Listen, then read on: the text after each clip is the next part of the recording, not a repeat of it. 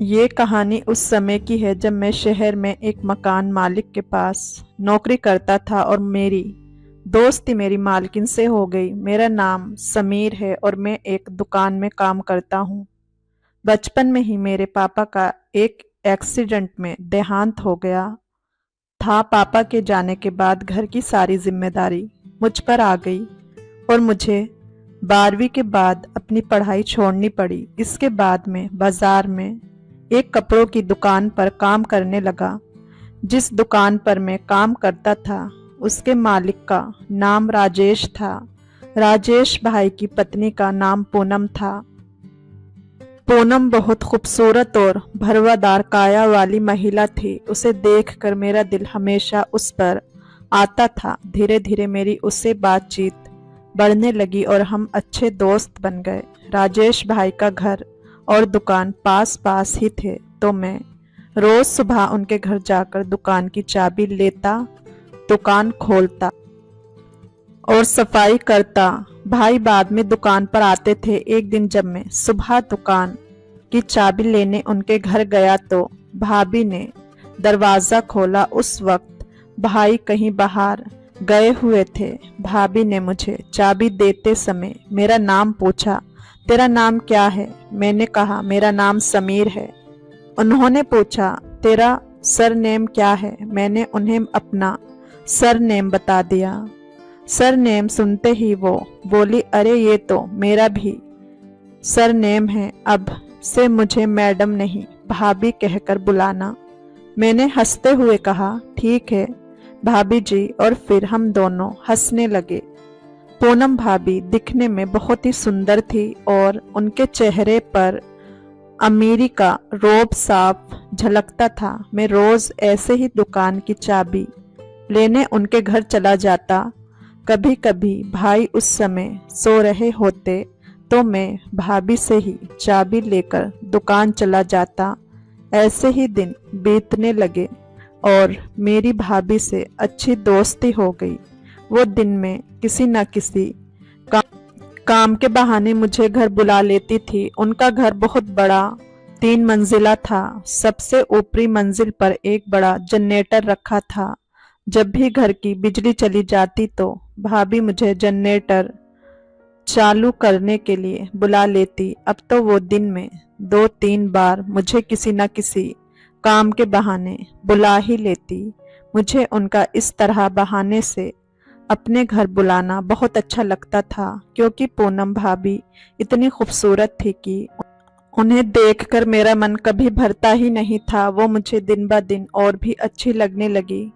ऐसा लगता था कि अगर मेरा बस चले तो मैं उनसे दूर ही ना जाऊं, बस उन्हीं के पास रहूं। कभी कभी तो भाभी मुझे रसोई में भी बुला लेती। मजाक करते हुए कहती वो टिफिन उठा दो और उसमें रोटी रख दो। शुरुआत में मैं थोड़ा डरता था, लेकिन जब देखा कि भाभी ने कभी कोई ऐतराज नहीं किया तो मेरा डर भी निकल गया। फिर एक दिन ऐसे ही पूनम भाभी ने दोपहर में राजेश भाई को फोन करके मुझे घर बुलाया। भाभी ने भाई से कहा कि आते हुए मेरे लिए जूस लेते आना। राजेश भाई ने मुझे पैसे दिए और कहा ये लो अपनी भाभी के लिए जूस लेकर आ।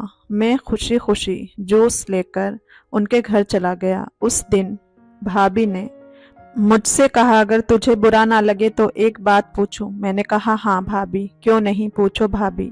बोली तेरी कोई दोस्त नहीं है क्या? मैं शर्माते हुए बोला नहीं भाभी, मेरी तो कोई दोस्त नहीं है।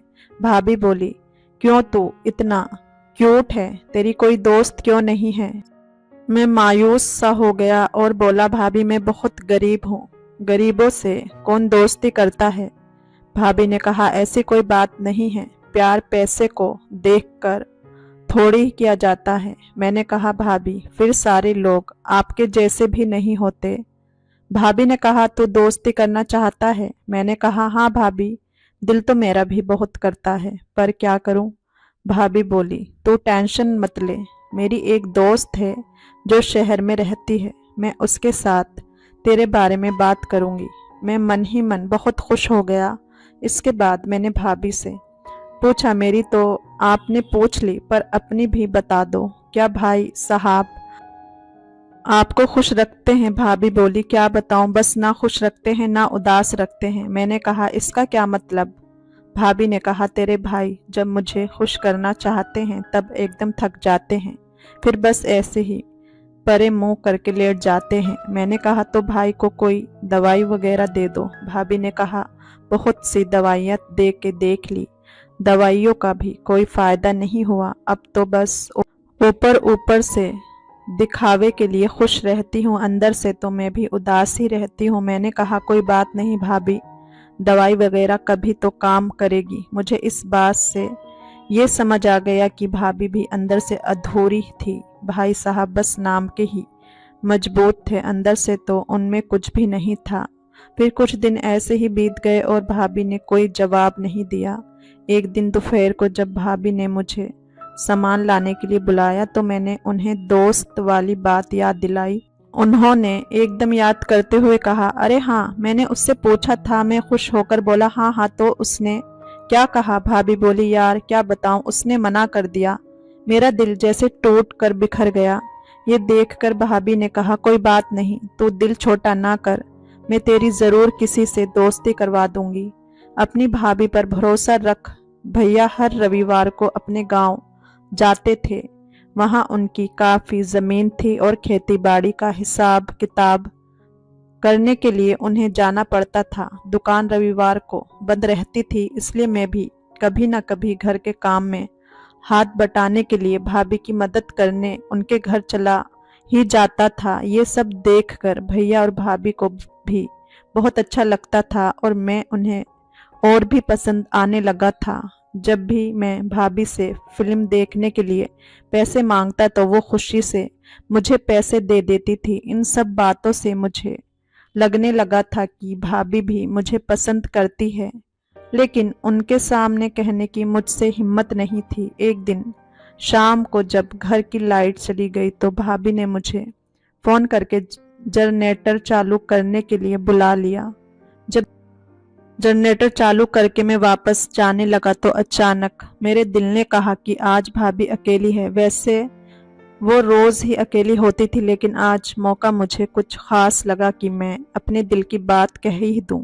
पर कैसे कहूं ये समझ नहीं आ रहा था। पहले तो मुझे ये पता करना था कि उनके दिल में भी मेरे लिए कुछ है या नहीं। काफ़ी सोचने के बाद मेरे दिमाग में एक आइडिया आया। उन दिनों मार्केट में सीडी प्लेयर एक नया आया था और वह बहुत महंगा था, जिसे सिर्फ अमीर लोग ही खरीद सकते थे। भाभी के पास भी एक सीडी प्लेयर था, तो मैंने भाभी से कहा, भाभी मेरा भी फिल्म देखने का बहुत मन कर रहा है। भाभी ने कहा, अरे पैसे निकाल लो, जितने चाहिए ले लो और जो फिल्म देखनी है वो देख लो। मैंने भाभी से कहा, मुझे ये वाली फिल्म नहीं देखनी, मैं वो वाली फिल्म देखना चाहता हूँ। भाभी ने कहा, वो वाली फिल्म कौन सी? मैंने कहा, भाभी अब मैं कैसे बताऊं, आप खुद ही समझ लो ना। भाभी बोली, बहाने मत बनाओ, जो कहना है साफ साफ कहो, मुझे वैसे कुछ समझ नहीं आ रहा। डरते डरते मैंने कहा, भाभी पहले वादा करो कि आप बुरा नहीं मानोगी। भाभी ने कहा, अरे वादा किया मैंने, आज तक तेरी किसी बात का बुरा नहीं माना जो आज मानूंगी। मैंने भाभी को इशारे में समझाया तो वो भी समझ गई। थोड़ा रिलैक्स होकर मैंने कहा, भाभी मुझे वो वाली फिल्म ही देखनी है। भाभी बोली, हाँ तो उसमें क्या प्रॉब्लम है, कल रविवार है, तेरा भैया तो गांव जाएगा, तू घर आ जाना, मैं अपनी एक फ्रेंड से सीडी मंगवा लूंगी। मैंने कहा, भाभी मेरी एक शर्त है। भाभी ने कहा, अब ये कौन सी शर्त है तेरी? मैंने कहा, आपको भी मेरे साथ फिल्म देखनी होगी, ऐसे अकेले में देखने का क्या मजा आएगा। भाभी थोड़ी शर्मा कर हंस पड़ी और बोली, ठीक है, मैं भी तेरे साथ मूवी देख लूंगी। अब खुश है? मैंने कहा, हाँ हाँ, अब खुश ना होऊंगा तो फिर कब होऊंगा? मुझे समझ आ गया कि जैसे मैं सोचता था भाभी के दिल में भी वही चल रहा था। अगली सुबह 9 बजे मैं भी भाभी के घर पहुंच गया। मुझे पता था कि भैया तो अपने गांव गया हुआ था और भाभी घर में अकेली थी। जैसे ही मैंने दरवाजा खोला तो मैं उन्हें देखते ही रह गया। उन्होंने बहुत ही सुंदर साड़ी पहन रखी थी। वैसे तो वो रोजाना ही नए नए कपड़े पहनती थी, पर आज कुछ अलग ही तैयार हो रखी थी। जैसे ही मेरी नज़र भाभी के शरीर पर पड़ी तो मैं देखता ही रह गया। भाभी ने एक चुटकी काटते हुए कहा, कहाँ खो गए हो, क्या हो गया जनाब? मैंने कहा, भाभी आज तो आप बिल्कुल चांद का टुकड़ा लग रही हैं। आज इतनी तैयारियां क्यों? भाभी बोली, ये तैयारियां भी किसी खास बंदे के लिए है। मुझे समझ आ गया कि वो किस खास बंदे की बात कर रही थी। भाभी मेरे लिए ही तैयार हुई थी। मैं मुस्कुराते हुए अंदर चला गया और भाभी से पूछा, भाभी सीडी का क्या हुआ, आपने मंगवा ली? भाभी ने कहा, सॉरी यार, मैंने एक दोस्त को कहा था कि एक मूवी की सीडी दे दे, लेकिन उसने कहा कि जो मूवी उसके पास थी वो खराब हो गई है। ये सुनते ही मेरा चेहरा उतर गया। मुझे लगा कि मेरी सारी प्लानिंग चौपट हो गई। भाभी ने मेरा चेहरा देखा तो उनको भी बुरा लगा, पर इसके बाद जो उन्होंने कहा वो मैंने कभी सपने में भी नहीं सोचा था। भाभी के चेहरे पर एक हल्की सी मुस्कान आई और उन्होंने कहा, अगर मूवी की सीडी नहीं है तो मैं तो हूँ ही, तो मूवी की सीडी में क्या देखेगा जब मुझे असल में अनुभव करने का मौका मिल सकता है। भाभी कहने लगी, जो कुछ मूवी में करते हैं, अगर मैं तुझे अपने साथ करने का मौका दूं तो तू करेगा। मुझे उस वक्त अपने कानों पर यकीन नहीं हो रहा था कि भाभी क्या कह रही है। मैंने थोड़ी देर सोचने के बाद जवाब दिया, भाभी आपकी बात के आगे कौन मना कर सकता है? भाभी हंसते हुए बोली, जवाब देने के काबिल कहाँ होगा तू, जब इतनी खूबसूरत औरत तेरे सामने खड़ी हो। इसके बाद हम दोनों एक दूसरे में खो गए। ऐसा लगा जैसे भाभी बहुत दिनों से इस चीज की चाह रख रही थी। उस रविवार का दिन मेरे लिए सबसे खास बन गया हो। जो कुछ मैं अपने मन में सोच रहा था वो सब हो गया। लगता है कि भगवान मुझ पर बहुत ही मेहरबान थे। उन्होंने फिल्म ना दिखाकर सामने बस भाभी को ही दे दिया और भाभी सीधे ही मान गई। इसके बाद जब भी भाभी मुझे बुलाती तो मैं बिना देर किए पहुंच जाता। दिन में मैं 2-3 बार आता और जब भी आता तो 2-3 बारों में से एक बार तो भाभी से बात करके ही जाता। अब तो भाभी मुझे और भी ज़्यादा खुश रखने लगी थी। भाभी अब मुझे दिल से अपनाने लगी थी, क्योंकि जो ज़रूरत उन्हें अपने पति से पूरी नहीं होती थी वो अब मैं पूरी कर रहा था, और जो चीज़ मुझे चाहिए थी वो मुझे भाभी दे रही थी। इस तरह हम एक दूसरे को खुश कर रहे थे और अपनी ज़िंदगी का मज़ा ले रहे थे। अब तो जैसे मेरी 5 उंगलियां घी में थी।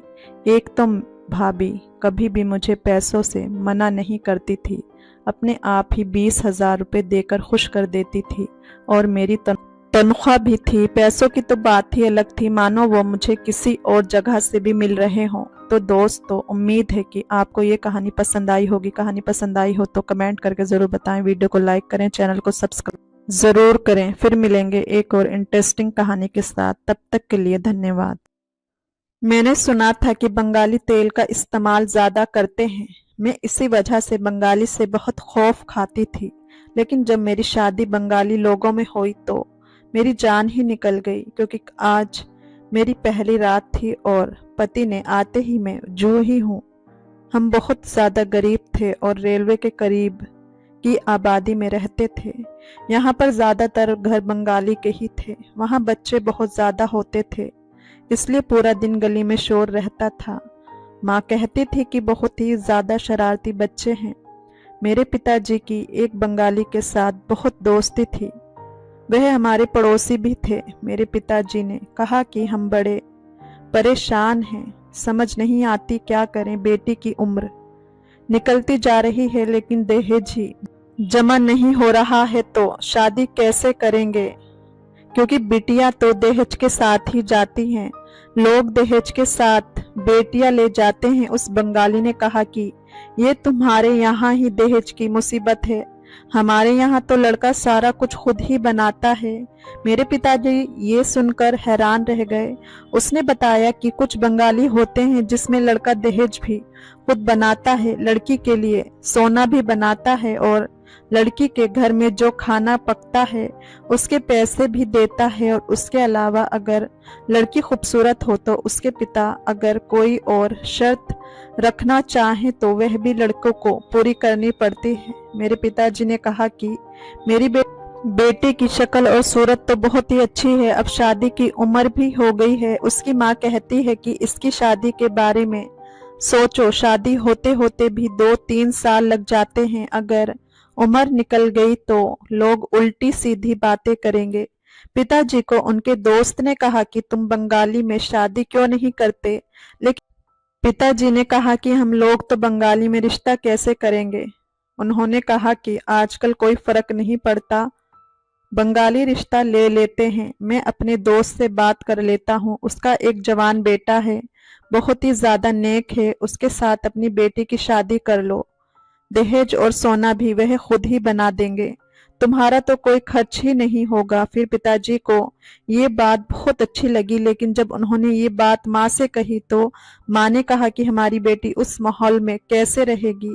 पिताजी ने कहा कि आजकल सबका माहौल एक जैसा ही हो गया है, हर घर में फोन है, कौन सा वह लोग पहाड़ पर रहते हैं, अच्छा भला घर है उनका, ज्यादा से ज्यादा क्या बस पर्दा करवाएंगे, तो ये हमारे यहाँ भी करती हैं और पर्दा करना अच्छी बात है। माँ पिताजी इस बात पर इत्मीनान हो गए क्योंकि उसमें कोई खर्चा भी नहीं हो रहा था और लड़के की तस्वीर दिखाई तो वह भी बहुत ज्यादा खूबसूरत था। लड़के की माँ भी जिंदा थी, सिर्फ उसका एक बाप था।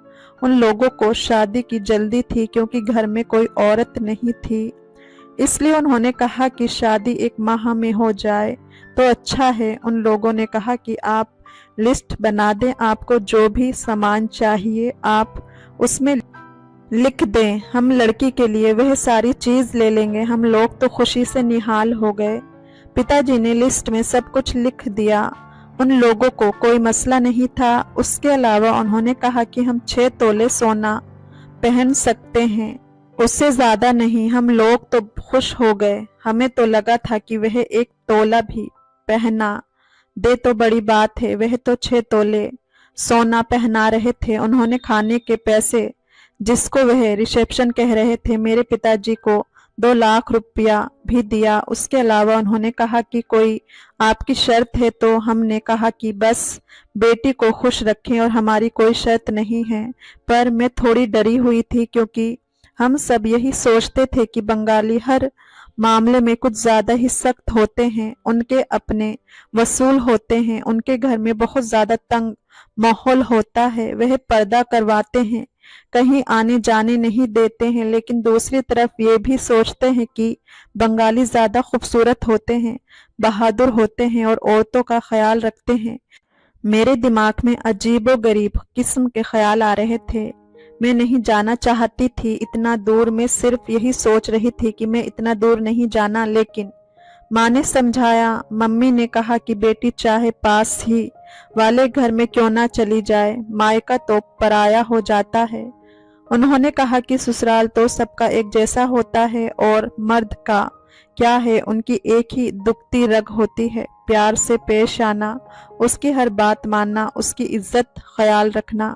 10 बातें तो उसकी मान लेना, 4 बातें वह तुम्हारी भी मान लेगा, सब कुछ ठीक हो जाएगा। मैं विदा होकर चली गई। मेरे लिए वाकई उन्होंने सारा सामान भी लिया था, घर भी अच्छा था, सब कुछ ठीक था। मेरा पति भी बहुत ज्यादा खूबसूरत था, उसका नाम गौतम था। 1-2 हफ्ते तो सुकून से गुजर गए, पर एक दिन मैंने गौतम को एक अजीब काम करते हुए देखा। उसने आंगन में एक चारपाई बिछाई हुई थी, रात हो चुकी थी, सारे काम मैंने खत्म कर दिए थे।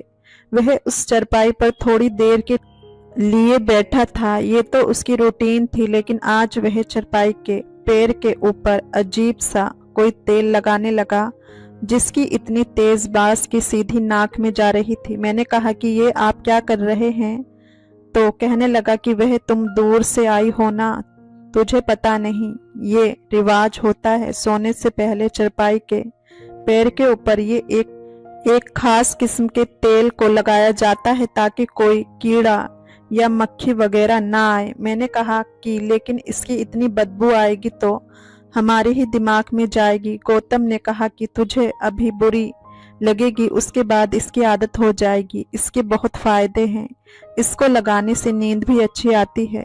मुझे लगा शायद वाकई ही कोई रिवाज है, खैर बर्दाश्त करके बैठ गई। गौतम ने कहा, मेरे थोड़े पांव दबा दो। मैं उस तरफ ही बैठी थी जहां उसने तेल लगाया था और वह बदबू आकर सीधी मेरी नाक में जा रही थी।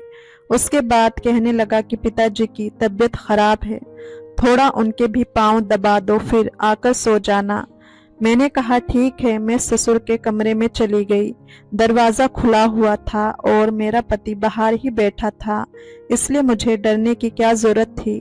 मैंने ससुर के पांव दबाए, लेकिन उसके बाद मुझे अचानक से सर दर्द हुआ और फिर मुझे याद ही नहीं कि मेरे साथ क्या हुआ। सुबह आंख खुली तो मैं अपने कमरे में ही थी, लेकिन मुझे कुछ याद नहीं था। मैंने गौतम से कहा कि रात को क्या हुआ था, तो उसने कहा कि तुम बेहोश हो गई थी, इसलिए मैं तुम्हें उठाकर कमरे में ले आया। अपना ख्याल किया करो। गौतम मुझे बहुत मोहब्बत करता था। अपने बाप के साथ तो वह बंगाली जबान में ही बात करता था, लेकिन मेरे साथ हिंदी में बोलता था, पर मुझे पता नहीं चलता था कि वह बाप बेटा आपस में क्या बात कर रहे हैं। मैं परेशान तो बहुत थी, लेकिन मुझे हर हाल में गुजारा करना था, क्योंकि पहले दिन से घर में मेरी शादी एक मसला बनी हुई थी। मैंने तो माँ पिताजी को ये कहते हुए सुना कि क्या करें, कहाँ से लें पैसा, हम तो मुसीबत में पड़ गए हैं। यानी वह मुसीबत मुझे ही कह रहे थे। वाकई बेटियां मुसीबत बन जाती हैं, क्योंकि उनके लिए दहेज बनाने पड़ते हैं। लेकिन अगर यहाँ ऐसा रवाज था कि लड़का खुद ही बनाता है, तो यह तो बहुत ही अच्छी बात थी मेरे लिए। वाकई उन्होंने सारी दहेज बनाई थी और सारी चीज़ों की क्वालिटी भी अच्छी थी। माँ को फ़ोन करके बताती थी कि मैं खुश हूँ, सब कुछ ठीक है। लेकिन अगले दिन फिर यही हुआ कि गौतम ने कहा ससुर के पांव दबा दो और फिर से बेहोश हो गई। अब तो 2-3 बार मेरे साथ ऐसा हो जाता था। गौतम मुझे डॉक्टर के पास लेकर नहीं जा रहा था, लेकिन घर में एक दाई को ले आया। उसने कहा कि कहीं तुम्हारा पाँव तो नहीं भारी। मैंने कहा मुझे नहीं पता। उसने मुझे चेक किया और कहा कि ऐसा तो कोई मसला नहीं है, लेकिन लगता है तुम इधर के माहौल में थोड़ी सी गड़बड़ा गई, तो कुछ दिन तक ठीक हो जाओगी। यहाँ का पानी, मिट्टी, हवा, यहाँ की खुराक, सब कुछ तो अलग है। अब थोड़ा टाइम लगेगा तुम्हारे जिस्म को सेट होने में, इसलिए परेशान नहीं होना बेटी। उन्होंने बड़े प्यार से मुझे समझाया। मैंने कहा कि ठीक है, मुझे भी ऐसा ही लग रहा था कि शायद यही वजह है, इसलिए सब कुछ हो रहा है। लेकिन गौतम मेरे ससुर को आंखों ही आंखों में इशारा करता था। वह लोग एक दूसरे से खुलकर बात करते थे, क्योंकि मुझे तो उनकी जबान समझ नहीं आती थी। मौसम बदलने लगा तो गौतम ने चारपाई को कमरे में ही रख लिया, जबकि कमरे में बेड भी थी। लेकिन वह उस चारपाई के ऊपर रोज वही तेल लगाता था। उसके घर में लोगों का आना जाना बहुत कम था। मैं किसी से पूछना चाहती थी कि ये तेल सारे ही लगाते हैं या कहीं गौतम ही ये सब कुछ कर रहा है।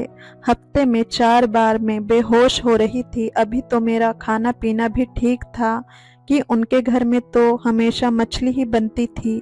हमारे घर में इतनी दौलत नहीं थी, हम लोग दाल खाकर ही गुजारा करते थे। यहाँ आकर तो मेरी सेहत अच्छी होनी चाहिए थी, लेकिन ये सब कुछ क्यों हो रहा था। यहाँ की औरतें मुझे अजीब नज़रों से देख रही थी। ऐसा लगता था कि किसी जानवर को चिड़ियाघर में बंद कर दिया है और सारे उसे देख रहे हैं। वे कह रही थी कि कहाँ से लाए हो उसको, ये यहाँ पर कैसे रहती है। वैसे इस हवाले से मुझे कोई मसला नहीं था। मेरा पति मुझे अपने साथ कहीं लेकर नहीं जाता था। अगर मुझे बाजार जाना होता तो मुझे किसी औरत के साथ भेज देता था, लेकिन मुझे इस बात से कोई मसला नहीं था। मैं वैसे भी उसके हाथ से अपनी पर्सनल चीज़ तो नहीं ले सकती थी। ससुर भी अपने काम से काम रखते थे। खाना पीना उस घर का अच्छा था, जिंदगी गुजर रही थी। लेकिन ये जो कुछ भी हो रहा था उससे मैं काफ़ी परेशान थी। और फिर एक दिन कुछ ऐसा हुआ कि मेरे दिल में एक बहुत बड़ा शक बैठ गया। एक दिन मैं सुबह उठी तो मेरे चेहरे पर अजीबो गरीब निशान थे। मैंने गौतम से कहा कि ये देखो मेरे साथ क्या हुआ है।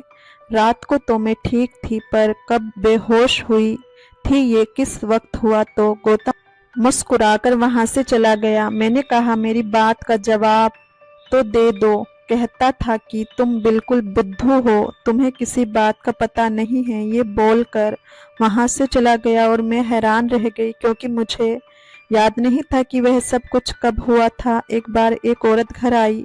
मेरे ससुर भी नहीं थे और गौतम भी बाहर था। उसने मुझे कहा कि चीनी, तो मुझे समझ आ गई कि वह शक्कर मांगने आई है। फिर मैंने उसे चीनी दे दी तो उसने चारपाई की तरफ देखा और कहा कि ये क्या हुआ है। मुझे उसकी समझ नहीं आ रही थी, क्योंकि तेल लगाने की वजह से चारपाई का सारा पाया बिल्कुल ही गंदा हो गया था। मैंने कहा कि वह तेल इस पर लगाते हैं, इसलिए। तो बोली, कौन सा तेल? मैंने कहा कि जो यहाँ पर लगाया जाता है, वही वाला। उसने कहा, ऐसा तो कुछ भी नहीं होता, इधर उसको धुल दो, नहीं तो चारपाई खराब हो जाएगी। वह कच्ची पक्की हिंदी में बोल रही थी। मुझे उसकी ज्यादा बातें समझ नहीं आई, लेकिन मुझे इतना जरूर समझ आ गया कि वह ये कहना चाह रही थी कि इस पर तेल क्यों लगाया है। और जिस तरह वह हैरान हुई थी, उसका मतलब कि यहाँ पर ऐसा कुछ नहीं होता था।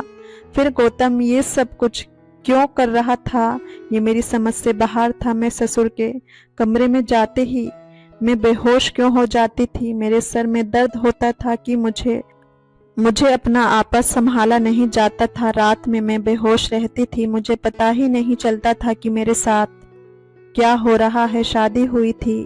गौतम ने अभी तक मायके नहीं भेजा था। उसने कहा था कि बार बार नहीं भेज सकता।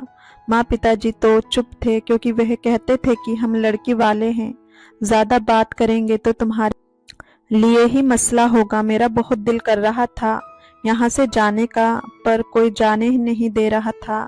शादी को 5 महीना हो गए थे। 5 माह में इंसान एक चक्कर तो लगा ही लेता है। मैं यहाँ पर परेशान भी बहुत थी, लेकिन फिर भी गौतम ने कहा कि इतनी दूर तुम्हारा घर है, फिलहाल मेरे पास किराए के पैसे नहीं हैं, अगले महीने में तुम्हें ले जाऊंगा, फिर बेशक 3 महीने तक रहना, मुझे कोई फर्क नहीं पड़ेगा। मैं इस बात पर खुश हो गई कि चलो देर से ही सही, पर महीने के लिए जाऊंगी। पर जाने से पहले मुझे ये जरूर जानना था कि इस घर में क्या हो रहा था। एक दिन गौतम से कहा कि दिल घबरा रहा है, तो उसने कहा कि पास वाली आंटी के घर चली जाओ। उनके पास गई तो उनकी बहू पढ़ी लिखी थी। उसके साथ थोड़ी बहुत बातचीत भी हो गई। उसने कहा कि कैसी हो, तो मैंने कहा ठीक हूँ। उसने कहा कि अच्छी बात है, तुम्हारा पति अपने बाप पर नहीं गया। मैंने कहा क्या मतलब है? बोली, तुम्हारा ससुर बहुत ही जालिम आदमी है, सारी जिंदगी अपनी बीवी को मारता रहा, यहाँ तक कि मार मार कर उसकी जान ले ली। उसकी चीखों की आवाज पूरे मोहल्ले में आती थी। मैं सुनकर हैरान रह गई। मैंने कहा कि मेरा पति ऐसा बिल्कुल भी नहीं है, वह इस तरह की कोई हरकत नहीं करता है। जब से आई हूँ मेरा बहुत ख्याल कर रहा है, हर बात मानता है। उसने कहा कि अच्छी बात है, जरूरी नहीं कि बेटा बाप पर जाए। तुम्हारे पति के हवाले से कोई बात हमने नहीं सुनी। इस मामले में वह अच्छा है, बस अपने घर में खुश रहो। मैंने कहा कि मैं बोर हो जाती हूँ। उसने कहा जब भी तुम्हारा दिल करे इधर आ जाया करो। उसने कहा कि यहाँ पर जो लोग पढ़े लिखे हैं सिर्फ उन्हीं को हिंदी आती है, क्योंकि स्कूल में हिंदी सीख सकते हैं। मैंने मैट्रिक किया है, इसलिए आती है हिंदी। एक रात गौतम ने फिर से वही तेल लगाया और मैं थोड़ी देर कमरे में बैठी रही। उसके बाद गौतम ने कहा कि जाकर ससुर के पांव दबा दो। जब ससुर के कमरे में गई तो वह बेड पर लेटे थे, पर उनके पांव दबाने से पहले ही मेरा सर चक्कर आने लगा था और मैं फौरन बेहोश हो गई थी। लेकिन मैं बेहोश सिर्फ उनके सामने हुई थी। दरअसल मैंने अपने नाक में रुई डाल ली थी और मैं मुंह से सांस ले रही थी। मैंने ये प्लान बनाया था, मैं देखना चाहती थी कि क्या होता है जब नाक में रुई डाली, तो उसके बाद बिल्कुल भी बेहोश नहीं हुई। इसका मतलब कि मैं बेहोश उस तेल की वजह से ही होती थी। उसकी इतनी ज्यादा तेज बदबू थी। गौतम ने कहा था कि तुम्हें इसकी आदत हो जाएगी, लेकिन अभी तक मुझे इसकी आदत नहीं हुई थी। मैं बेहोश हुई तो मेरे ससुर ने गौतम को आवाज दी मैं सब कुछ सुन रही थी और बेहोश होने की एक्टिंग कर रही थी। गौतम वहां पर आया और मेरे ससुर ने कुछ कहा। शायद उनका मतलब था कि ये बेहोश हो गई है, उसे उठाकर ले जाओ, यानी वह मेरे साथ ऐसा कुछ नहीं कर रहे थे। मैं बेहोश हो गई थी तो मुझे उठाने के लिए मेरे पति को बुलाया था, लेकिन मैं हैरान रह गई कि मुझे मेरे पति ने उठाया तो अपने कमरे में नहीं ले गया, बल्कि मुझे मेरे ससुर के बिस्तर पर लेटा दिया और खुद कमरे से बाहर चला गया। मुझे नहीं पता था कि क्या हो रहा है, क्योंकि मेरी आंखें बंद थी, लेकिन कमरे में सिर्फ मैं और ससुर थे। मुझे थोड़ी हलचल की आवाज आई, शायद वह बाथरूम में गए थे। मैंने उठकर दरवाजा खोला और देखा कि गौतम तो बाहर सुकून से बैठकर अपने मोबाइल में बिजी था। मुझे अपने बाप के साथ कमरे में बंद करके इसका क्या मतलब था, मैं समझ गई थी। मैंने शोर करना शुरू कर दिया और पास वाली उस दाई माँ के घर चली गई, जो मुझे चेक करने के लिए आया करती थी। मैंने उनको सब कुछ बता दिया। उसकी बहू को मेरी जुबान समझ आ रही थी। वह लोग हैरान रह गए और मैंने वापस जाने से इनकार कर दिया। वहीं से फोन करके अपने पिताजी को बुलाया। उन्होंने कहा कि जल्दी आ जाएंगे, पर उनको तो आते सुबह हो गई। मेरे पिताजी पुलिस में कंप्लेंट कराने चाहते थे, लेकिन उन्होंने कहा कि इधर पुलिस कंप्लेंट नहीं चलती, यहाँ पंचायत होती है। शाम तक पंचायत बैठ गई। मुझे वहां पर जाने की इजाजत नहीं थी, लेकिन मेरे पिता गए थे और उन्होंने पंचायत में जाकर सब कुछ बता दिया था। हम लोग बुरी तरह परेशान थे। मेरे पति ने शायद मेरे साथ ये इसलिए किया था क्योंकि मैं उसकी जात की नहीं थी, तो उसने सोचा कि ये तो वैसे ही बाहर वाली है, इसके साथ यही करना चाहिए। दोनों बाप बेटे मिलकर मेरे साथ गलत कर रहे थे। जो तेल वह चरपाई पर लगाया करता था, उस तरह का वहां कोई रिवाज नहीं था। बस वह मुझे बेवकूफ बना रहे थे। तो प्यारे दोस्तों, जहां तक हो सके हमेशा हमें अपने बिरादरी में ही शादी करनी चाहिए, और माँ बाप को शादी करने से पहले हमेशा चाहिए कि वह अपनी बेटी के ससुराल की अच्छी तरह छानबीन कर लें, ताकि बाद में पछताना ना पड़े। हमारे बुजुर्गों को चाहिए कि हर हाल में अपनी औलाद जैसे लड़कियों को इज्जत दें। क्या आप मेरी बात से एग्री करते हैं? अपनी प्रतिक्रिया कमेंट बॉक्स में जरूर साझा करें। दोस्तों, कहानी अच्छी लगी हो तो वीडियो को लाइक, चैनल को सब्सक्राइब जरूर करें। रात का करीब 1 बज रहा था। ये पहली बार था जब मैं रात के इस सन्नाटे में चाची के साथ उनके घर में अकेला था। घर में बिजली नहीं थी, चारों ओर घना अंधेरा छाया हुआ था। इस अंधेरे में चाची का सुंदर चेहरा और भी निखर रहा था और वो गहरी नींद में सोई हुई थी। उन्हें यूं सुकून की नींद में देखकर मेरे दिल में एक हलचल सी महसूस हुई। मेरे अंदर एक अजीब सी बेचैनी उठी और उसी पल एक ख्याल आया। वह कहते हैं ना कि जब रातें अंधेरी हो और तन्हाई ज्यादा हो तो शैतान हावी हो जाता है। उस पहर मुझ पर भी शैतान हावी हो गया और उस रात मैंने पहली बार चाची की तन्हाई का फायदा उठाकर उनकी 2 घंटे तक। मेरी चाची उम्र में मुझसे सिर्फ 5 साल बड़ी थी। वह बेहद खूबसूरत और जवान थी। उनकी शादी को अभी 2 महीने ही हुए थे कि उनके पति विदेश चले गए और तब से वह अपने घर में अकेली ही रह रही थी। छोटे छोटे मसलों में वह अक्सर परेशान हो जाती और जैसे ही मम्मी को फोन करती तो मैं मौके का फायदा उठाकर दौड़ा चला जाता, क्योंकि मुझसे हर वक्त अपनी माँ की बातें सुनना सहन नहीं होता था। इसलिए मौका मिलते ही मैं घर से निकल जाता था। आज भी जब मैं कॉलेज से लौटा तो देखा कि चाची घर आई हुई थी और उनका चेहरा काफी परेशान दिख रहा था। मैंने उनसे पूछा, क्या हुआ चाची? चाची ने उदासी से कहा कि सुबह से घर में बिजली नहीं है, क्योंकि समय पर बिजली का बिल भरा नहीं गया, इसलिए बिजली कट गई है। ये कहते हुए उनकी आंखों में आंसू आ गए। मैंने चाची से पूछा, बिल क्यों नहीं भरा? तो वह कहने लगी, तुम्हें तो पता है कि तुम्हारे चाची विदेश में है, मैं यहाँ अकेली हूँ, क्या क्या संभालूं? शायद मैं बिजली का बिल कहीं रखकर भूल गई हूँ, इसलिए भरना याद ही नहीं रहा और बिजली कट गई। चाची की बात सुनकर मैंने उन्हें तसल्ली दी और कहा, आप मेरे साथ चलिए, मैं दूसरा बिल निकलवा लेता हूँ, फिर हम बिल भर देंगे तो बिजली भी आ जाएगी।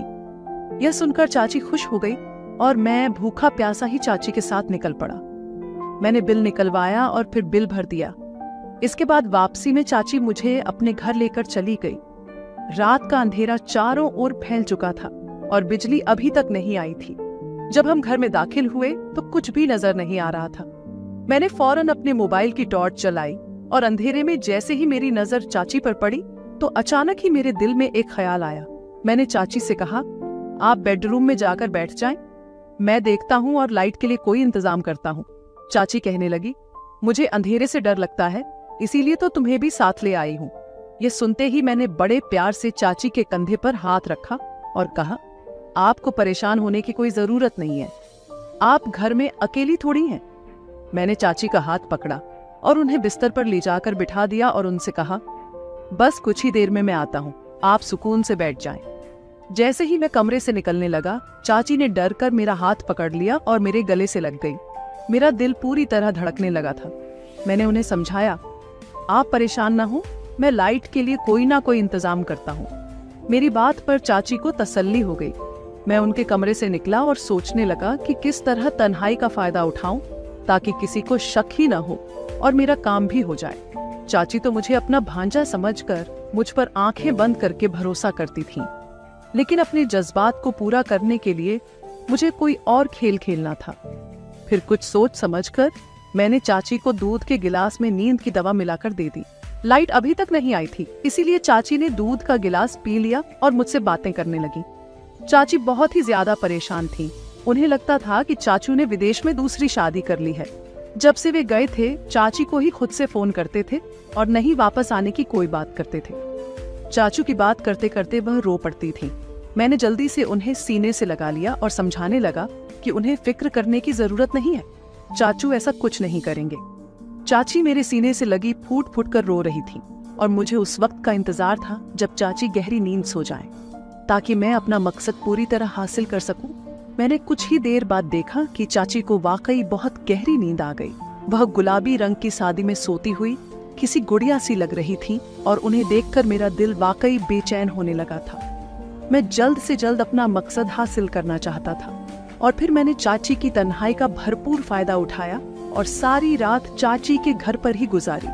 वो दवाई के असर में गहरी नींद सो रही थी और उसी मौके का फायदा उठाते हुए मैंने अपनी ख्वाहिशों को पूरा कर लिया। सुबह तक मैं पूरी तरह थक चुका था और फिर मैं भी चाची के बिस्तर पर ही सो गया था। सुबह मेरी आंख खुली तो मैंने देखा कि चाची उठ चुकी थी और गुस्से से मेरी तरफ देख रही थी। मैंने पूछा, क्या हुआ, ऐसे क्यों देख रही हो?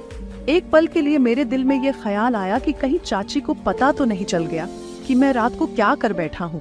चाची कहने लगी, आधा दिन गुजर गया है और तुम अभी तक सो रहे हो, उठो और अपने घर जाओ, तुम्हारी माँ परेशान हो रही है। मैंने मुंह बनाकर कहा, मम्मी का काम ही क्या है, बस फिजूल सी बातों पर परेशान होती रहती है।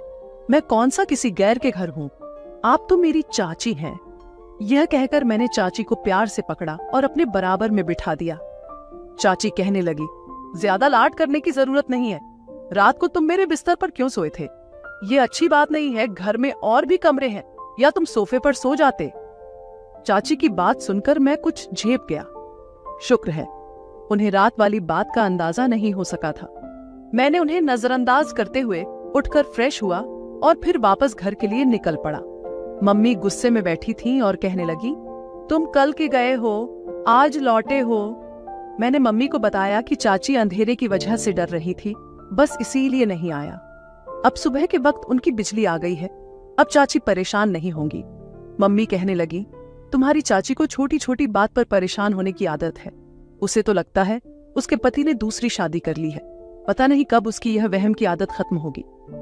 उसका आपती वहां मेहनत मजदूरी करता है और वो चाहती है कि हर वक्त उसका पति उससे फोन पर बात करता रहे। मम्मी को छोटी चाची के रवैये से बहुत शिकायत थी और मैं मम्मी की बात पर सिर्फ सिर हिलाने का काम कर रहा था। यूं ही 2 दिन गुजर गए और मैंने दोबारा चाची के घर का चक्कर नहीं लगाया।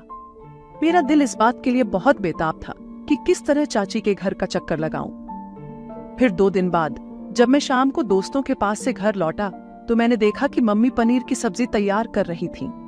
मैंने जानबूझकर मम्मी के सामने कह दिया, चाची को पनीर की सब्जी कितनी पसंद है, उनका घर करीब होता तो मैं फौरन दे आता।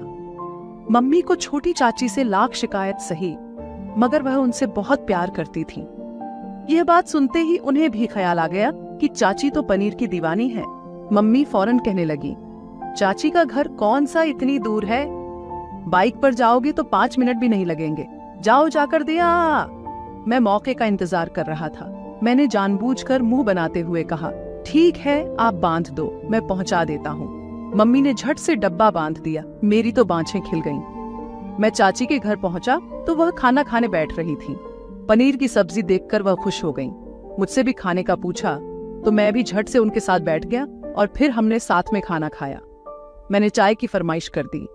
मैं तो वापस घर जाने के मूड में ही नहीं था। फिर चाय पीते पीते हमने लूडो की बाजी जमा ली। मैंने घर फोन करके मम्मी से कह दिया था कि चाची ने मुझे जबरदस्ती रोक लिया है, जबकि चाची ने ऐसी कोई बात नहीं की थी। मैंने चाची से कहा, आप इतनी कमजोर हो रही हैं, पाबंदी से दूध क्यों नहीं पीती हैं? चाची कहने लगी, रोज दूध पिलाने वाला कोई नहीं है। मैंने चाची से कह दिया, ठीक है अब यह जिम्मेदारी मेरी है। फिर मैंने दूध लाकर खुद गर्म किया और उसमें नींद की दवा डालकर चाची को दे दी। चाची ने बहुत प्यार से मुझे देखा और कहने लगी, तुम जैसा भांजा सबको मिलना चाहिए। तुम्हारे चाचू यहाँ नहीं है, लेकिन तुम मेरा इतना ख्याल रखते हो कि मुझे अब ज्यादा परेशानी नहीं होती, वरना पहले पहल तो मैं सोचती थी कि तुम्हारे चाचू के बगैर मेरा गुजारा कैसे होगा। चाची की बात पर मैं धीरे से मुस्कुरा दिया। चाची को क्या मालूम था कि मेरी इन मेहरबानियों के पीछे क्या मकसद छुपा है। चाची ने दूध पिया, कुछ देर तक लूडो खेलती रही और फिर अपने कमरे में जाकर गहरी नींद सो गई। मुझे एक बार फिर मौका मिल गया था। मैंने फिर सारी रात मौके का फायदा उठाया और सुबह थककर सोने के लिए लेटा तो मुझे चाची की पुरानी बात याद आ गई। मैंने जानबूझकर तकिया उठाकर सोफे पर रखा और चाची से दूर सोफे पर सो गया ताकि उन्हें किसी बात पर शक न गुजरे। अगले दिन भी मैं सुबह देर से उठा। जब मैं उठा तो चाची भी मेरे साथ ही उठ गईं। कहने लगी, तुम रात को यहीं रह गए थे, तुम्हारी मम्मी परेशान होंगी। मैंने कहा, नहीं, मैंने मम्मी को फोन करके बता दिया था, उन्हें कोई परेशानी नहीं है, बल्कि वो तो पुरसुकून है कि आपको किसी का साथ मिल गया है, वरना सारा वक्त वो यही सोचकर परेशान होती रहती है कि आप अकेले घर में किस तरह गुजारा करती होंगी। दोपहर के वक्त मैं वापस अपने घर चला आया।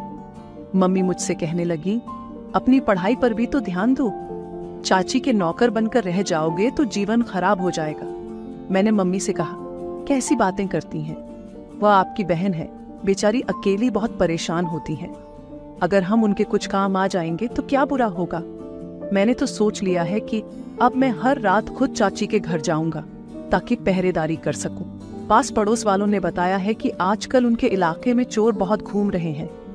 मेरी बात सुनकर मम्मी और भी परेशान हो गई। कहने लगी, चलो ठीक है, फिर तुम रोज रात को चले जाया करो, लेकिन सुबह वक्त पर वापस आया करो। तुम्हारे कॉलेज की छुट्टियों पर तुम्हारे पापा सख्त नाराज होते हैं।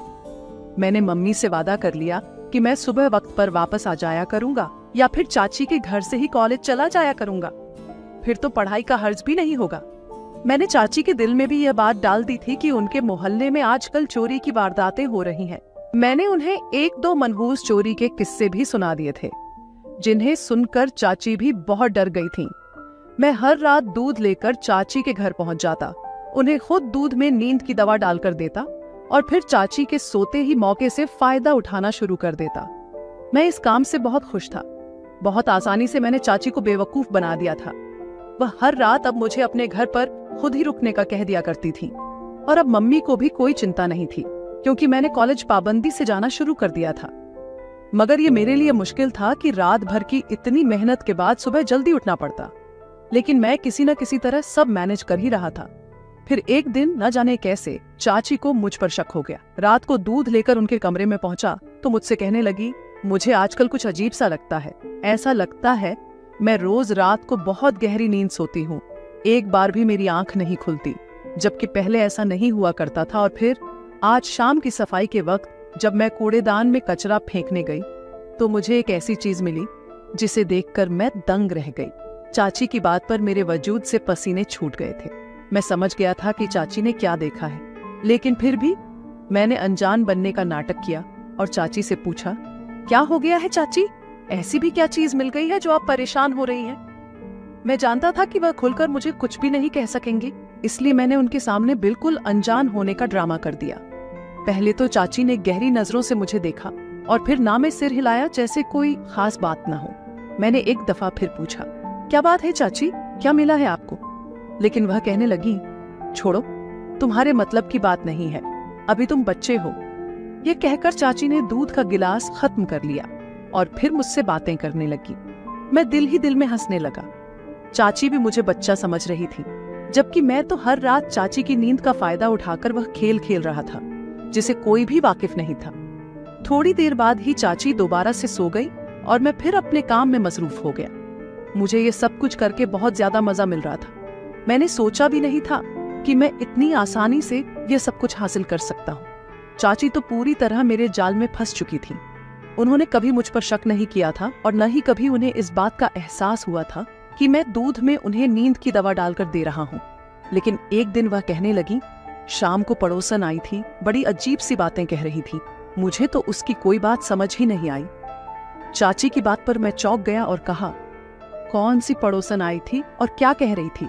चाची कहने लगी, पड़ोसन कह रही थी कि उसने रात को खिड़की से हमारे घर में कुछ अजीबो गरीब सा मंजर देखा है। उसे लगता है कि रात को हमारे घर में कोई लड़का आया था। चाची की बात सुनकर मेरी जान निकल गई थी, क्योंकि गुजरी रात तो मैंने अपने 2 दोस्तों को चाची के घर बुलाया था और सबने मिलकर इकट्ठा ही चाची की नींद से फायदा उठाया था। मुझे नहीं मालूम था कि चाची की कोई पड़ोसन इतनी रात को भी उनके घर पर नजर जमाकर बैठी होगी। लेकिन अब मुझे पकड़े जाने का खौफ हुआ तो मैंने चाची से कहा, आप आसपास की पड़ोसन औरतों को घर में आने न दिया करें। सब जानती हैं कि आप अकेली रहती हैं, इसीलिए इसी तरह की बातें कर रही हैं। कल को आपके किरदार की बात शुरू कर देंगी तो आप क्या करेंगी? आप पहले ही सख्ती से सबको कह दें कि मेरे घर पर नजर न रखा करो। मेरी बात सुनकर चाची चूक गई और कहने लगी, ये बात तो तुम ठीक कह रहे हो। अगर आज वह कह रही है कि उसने किसी को देखा था तो कल को कहेगी कि मेरा कोई आशिक आया था, फिर मैं क्या करूंगी? चाची के दिमाग में मेरी बात अच्छी तरह बैठ गई थी। मैंने फौरन से चाची के कंधे पर हाथ रखा और कहा, चाची आप नहीं जानती, जमाना बहुत खराब है। ये पास पड़ोस के लोग तो घर को तोड़वाना चाहते हैं। अगर किसी ने आपके ससुराल वालों को जाकर कोई उल्टी सीधी बात कह दी तो आपको ही परेशानी होगी। इसलिए पड़ोसियों के साथ जरा अपना रवैया सख्त रखें, किसी को अपने घर के मामले में बोलने का हक न दें। चाची ने मेरा शुक्रिया अदा किया और कहने लगी, तुमने मुझे सही बात बताई है, अब मैं इन पड़ोसी लोगों को अपने घर में नहीं आने दूंगी। मैं चाची की बात पर मुस्कुरा दिया। मेरी भोली भाली चाची आंखें बंद करके मेरी हर बात पर भरोसा करती थी और इसी बात का तो मुझे हद से ज्यादा फायदा मिला था। उस दिन के बाद से चाची ने पास पड़ोस से बातचीत बिल्कुल खत्म कर दी और उनके हर मसले के हल के लिए सिर्फ मैं ही रह गया था। छोटी सी छोटी बात के लिए अब वह मुझे ही फोन करती और मैं दौड़ा चला जाता। हर रात को मैं खुद ही दूध लेकर पहुंच जाता और फिर उसमें नींद की दवा मिलाकर चाची को देता। शुरू में तो मैं अकेला ही चाची की नींद का फायदा उठाता था, लेकिन फिर आहिस्ता आहिस्ता मैंने अपने कॉलेज के दोस्तों को भी चाची के घर बुलाना शुरू कर दिया था। यूं हम दोस्त मिलकर चाची की गहरी नींद का फायदा उठाने लगे। मुझे लगता था कि मेरा सच कभी नहीं खुलेगा, लेकिन मैं गलतफहमी का शिकार हो गया। एक रात न जाने कैसे चाची की आंख खुल गई और वह कमरे से बाहर निकल आई, जहां लाउंज में मैं और मेरे दोस्त मौजूद थे। कुछ ही देर लगी थी कि चाची को बहुत कुछ समझ में आ गया था और वह फटी फटी आंखों से मुझे देख रही थी। चाची के उठने पर मेरे दोस्त भी घबरा गए थे और वो सब फौरन वहां से निकल गए। उनके जाते ही चाची मेरे पास आई और मुझे कंधों से पकड़कर पूछने लगी, ये सब क्या हो रहा था? मैं बुरी तरह घबरा गया था। मैंने कहा, कुछ भी नहीं चाची, बस पढ़ाई करनी थी, इसलिए अपने दोस्तों को बुला लिया था। चाची ने एक जोरदार तमाचा मेरे मुंह पर मारा और कहने लगी, मैंने खुद अपनी आंखों से देखा है, तुम सारे दोस्तों के साथ मिलकर नशा कर रहे थे और साथ ही मैंने उन दोनों लड़कियों को भी देखा है जो आधी रात को तुम दोस्तों पर अपनी जवानी लुटा रही थीं। मेरे दोस्तों ने रोजाना अपने साथ लड़कियों को भी लाना शुरू कर दिया था, जो हम दोस्तों का दिल बहलाया करती थीं। चाची उन्हें देख चुकी थीं। वह गुस्से में कह रही थीं, तुम्हें शर्म नहीं आती है? इस उम्र में यह सारी हरकतें करते हो? मुझे लगता ही नहीं कि तुम हमारा ही खून हो। चाची की बात सुनकर मेरा सिर शर्म से झुक गया था। मैंने चाची से कहा, मैं तो बस दोस्तों के साथ पार्टी करना चाहता हूँ, लेकिन मम्मी इस बात की इजाजत ही नहीं देती। मम्मी आज के दौर में भी न जाने किस जमाने में जी रही है।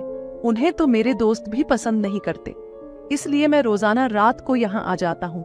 आप दूध पीकर सो जाती हैं और मैं दोस्तों को बुला लेता हूँ। कुछ भी तो गलत नहीं है, बस हम थोड़ा सा हल्ला गुल्ला करते हैं।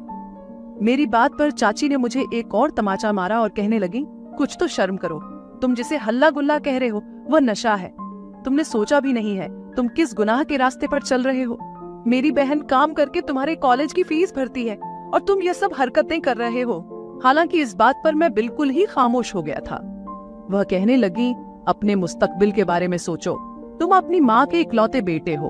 अगर तुम मेहनत करके पास नहीं हो गए तो तुम्हारी माँ की कुर्बानियां जाया चली जाएंगी। उसने अपनी हर ख्वाहिश का गला घोंटकर तुम्हें शहर के सबसे बड़े कॉलेज में दाखिला दिलवाया। शायद मेरी मासूम बहन को मालूम नहीं था कि तुम इस काबिल ही नहीं हो। तुम इतने बड़े कॉलेज जाकर पढ़ाई करने के बजाय अयाश दोस्तों की सोबत में पड़ गए, इसीलिए आज गुनाह के इस रास्ते पर चल पड़े हो। मैं अभी तुम्हारी माँ को फोन करके बताती हूँ। चाची की बात सुनकर मेरे होश ठिकाने आ गए।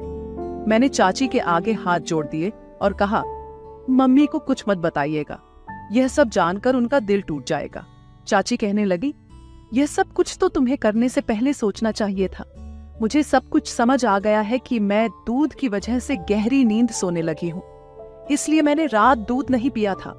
लेकिन मुझे यह अंदाजा ही नहीं था कि तुम मेरी तन्हाई का फायदा उठाकर मेरे घर में ऐसी महफिल सजाओगे और लड़कियों को बुलाकर यहाँ यह सब करोगे।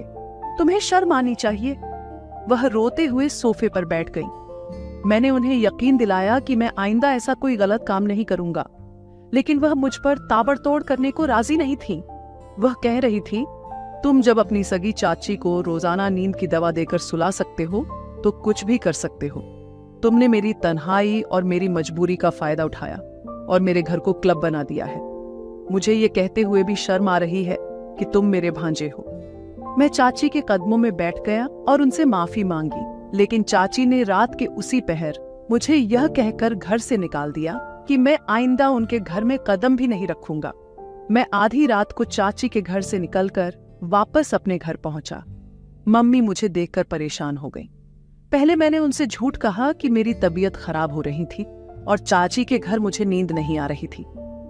फिर मैं सीधे अपने कमरे में चला गया। ये खौफ मुझे सता रहा था कि अगर चाची ने मम्मी पापा को सब कुछ बता दिया तो मेरा क्या होगा। पापा बहुत सख्त थे और वह कभी मुझे माफ नहीं करते, लेकिन चाची ने मुझ पर यह मेहरबानी की थी कि उन्होंने मम्मी पापा को कुछ नहीं बताया था। मगर चाची ने मुझसे कह दिया था कि मैं उन दोस्तों से कोई रिश्ता न रखूं। फिर मैंने चाची की बात पर अमल किया, लेकिन आने वाले सेमेस्टर में मैं पूरी तरह फेल हो गया। इस बात का सदमा मेरी माँ को वाकई बहुत ज्यादा पहुंचा था। पापा भी बहुत दिल बर्दाश्त थे, लेकिन मैंने दोनों से वादा किया था कि मैं अब सख्त मेहनत करूंगा। दरअसल मैं कॉलेज में अय्याश दोस्तों की फितरत में पड़ गया था। मेरे सारे दोस्त अपने घरों में पार्टी करते थे, लड़कियां बुलाते थे, नशा भी करते थे और चाहते थे कि मैं भी यही सब कुछ करूं। लेकिन मुझे सब करने के लिए मौका नहीं मिल रहा था। इसलिए जब मुझे चाची के घर में तन्हाई मिली तो मैंने अपने दोस्तों को वहां बुलाकर वहां पार्टी करनी शुरू कर दी। यही सच जब चाची के सामने खुला तो मैं शर्मसार हो गया। फिर जब मेरा रिजल्ट खराब आया तो मैंने सारे बुरे दोस्तों की सोहबत छोड़ दी। शुक्र है मेरे नशे की आदत इतनी पक्की नहीं हुई थी, इसीलिए मैं जल्दी नशे से छुटकारा हासिल करने में कामयाब हो गया। अब मैं अपनी पढ़ाई पर पूरा ध्यान दे रहा हूँ। मैं सब लड़कियों और लड़कों से यही गुजारिश करता हूँ कि अपने कॉलेज में या फिर यूनिवर्सिटी में ऐसे दोस्त ना बनाएं जो जिंदगी खराब कर दें।